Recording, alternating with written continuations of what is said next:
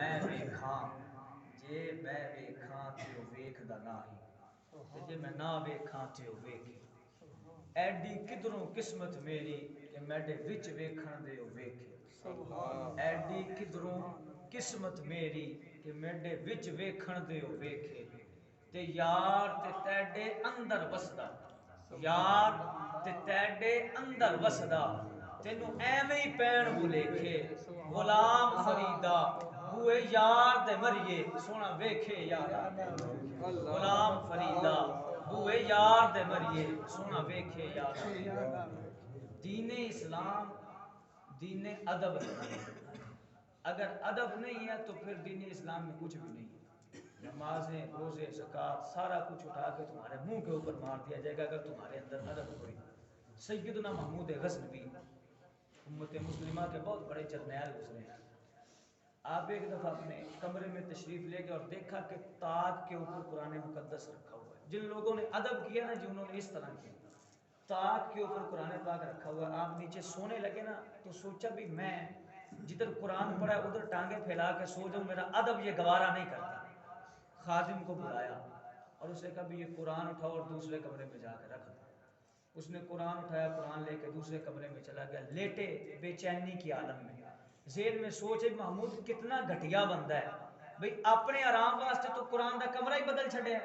تو نے اپنے کمرے سے قرآن ہی نکال دیا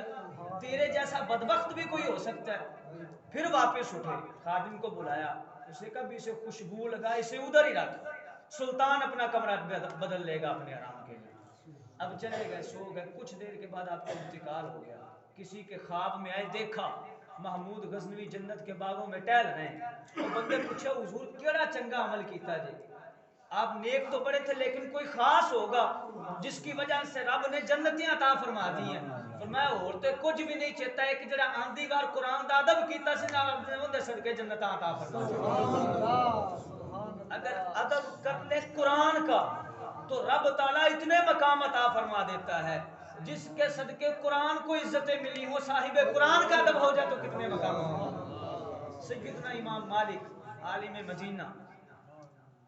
آپ مدینہ کی حدود کے اندر گھوڑے کے اوپر سوار نہیں ہوا کرتے تھے فرماتے کہ مجھے مدینہ کی مٹی سے حیا تھی سیدنا امام مالک کو لوگوں نے دیکھا کہ دیواروں کے ساتھ لگ لگ کے چلتے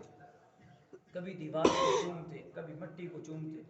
تو چونکہ بہت بڑے عالم تھے مریدین کا غلبہ ہوتا تھا ساتھ اور علماء شاگرد آپ کے ساتھ ہوتے تھے ایک بندے نے سوال کر دیا انہوں نے کہا حضور کندھا دے نال جوڑ جوڑ کے کیوں چلتے ہیں فرمایا میں اس لیے چلتا ہوں کہ میں نے پڑھا ہے میں نے سنا یہاں سے کریم آقا گزرے ہیں تو ان کے جو کپڑے ہوں گے جو تہن یہ جو لباس ہوگا کہیں اس دیوار کے ساتھ ٹچ ہوا ہوگا میں تو بس اس کی نسبت کو چومنے کے لیے دیواروں کو چوموں وہ بندے سوال کی تو حضور سیانے بیانے جے عالم بنتے ہیں حضور کے ساتھ صحابہ بھی ہوتے ہوں گے بھلا حضور دیوار کے ساتھ لگ کے چلتے ہوں گے حضور تو سڑک کے درمیان سے چلتے ہوں گے چونکہ صحابہ کا رش ہوگا سائیڈ پہ آپ فرمایا بات تو تیری ٹھیک ہے چلو ہم درمیان سے ہی چلیں گے پھر درمیان سے چلنا شروع کر دیا اب حضور درمیان سے چلتے ہیں پھر کیوں چلتے ہیں فرمایا یہاں سے رسول اللہ گزرے ہوں گے نا اس لیے اس نسبت کی وجہ سے چل رہا ہوں ان جگہ کو دیکھ رہا ہوں جہاں مصطفیٰ نے ان جگہ کے اوپر مصطفیٰ کی نظر پڑی ہوگی اس جگہ کا مقام یہ ہے کہ امام مالک اس کی نسبت کو سلام کر رہا ہے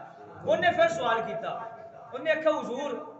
آپ کو کیسے پتا چلا کہ ان درو دیوار کے اوپر رسول اللہ کی نگاہیں پڑی ہوگی این ممکن ہے رسول اللہ نے نہ دیکھا ہو